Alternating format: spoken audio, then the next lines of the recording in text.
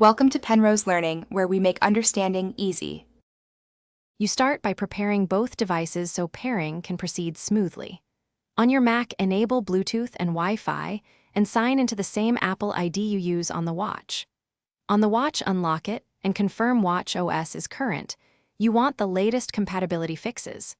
Once done, open System Settings on the Mac and click Bluetooth or Apple Watch in Sidebar to begin discovery. You do this now so the devices can find one another and exchange the secure pairing information required to continue. You'll now perform the detailed pairing steps. In System Settings on the Mac, select Bluetooth or the Apple Watch section. The Mac searches for nearby watches. On the watch, tap Connect and compare the numeric code displayed on both devices. This verifies the secure link. Accept any permission dialogues on the Mac to enable unlocking, handoff, and notifications.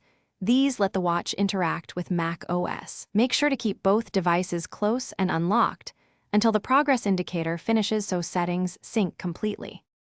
Finish by confirming functionality and adjusting settings. Open Security and Privacy to enable use your Apple Watch to unlock apps in your Mac. Then test unlocking and handoff by opening an app on your phone and switching to the Mac.